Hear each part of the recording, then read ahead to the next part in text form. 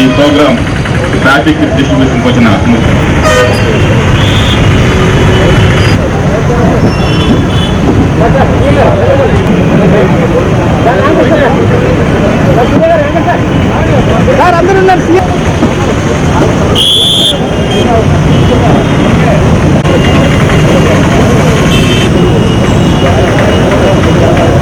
ముఖ్యంగా road safety and traffic విభాగం మనకి పోలీస్ డిపార్ట్మెంట్లో ప్రజలకి పబ్లిక్ ఫేసింగ్గా ఫస్ట్ ఫార్మోస్ట్ ఉంటుంది.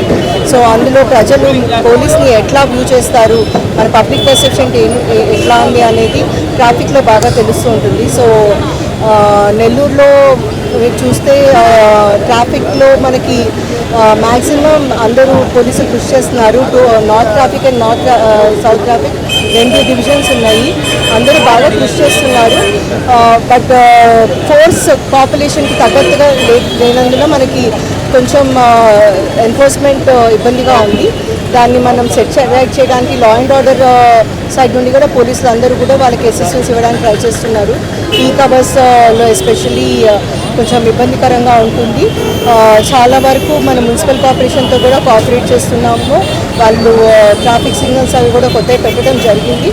కొంచెం ఆపరేషనల్ డిఫికల్టీస్ వచ్చినాయి, బట్ అవి కూడా సెట్ అయిపోతున్నాయి. సో మనకి రానున్న రోజుల్లో ఇంత ఇబ్బందికరంగా ఉండకుండా ఉంటుందనేసి ఆశిస్తున్నాము. అండ్ ఇవి చాలా ఆడ్ టైమింగ్స్లో కూడా అవుతూ ఉంటాయి. సో మీకు చూస్తుంటే పోలీసులు అటువంటి ఇన్సిడెంట్స్ అయినప్పుడు ఏ టైంలో అయినా వెళ్ళాల్సి వస్తుంది.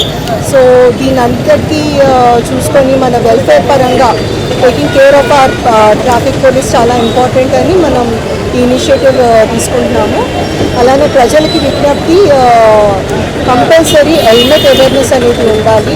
హెల్మెట్ పెట్టుకోకుండా బయటికి రావద్దు 2 వీలర్స్ నడిపేటప్పుడు. అలానే కార్స్ డ్రైవ్ చేసేటప్పుడు 3 వీలర్స్ ఆటోస్ వాటిల్లో ఎక్కువ స్పీడ్ లేకుండా వితిన్ పర్మిటెడ్ లిమిట్ లో నడిపించడం చాలా ముఖ్యము. రోడ్ ట్రాఫిక్ సేఫ్టీ రూల్స్ ఇవన్నీ కూడా మన అందరి కోసము. అండ్ మనం కరెక్ట్గా అందరికీ సేమ్గా ఎన్ఫోర్స్ చేస్తాము. ఒకరికి తక్కువ ఒకరిని వదిలేయటం ఇట్లాంటివి ఎక్కడ చేయట్లేదు. సో మీరందరూ అది తెలుసుకొని ఎంవీ యాక్ట్ ప్రకారం అన్ని ట్రాఫిక్ సేఫ్టీ రూల్స్ కరెక్ట్గా పాటించాలని విజ్ఞప్తి చేస్తున్నాం.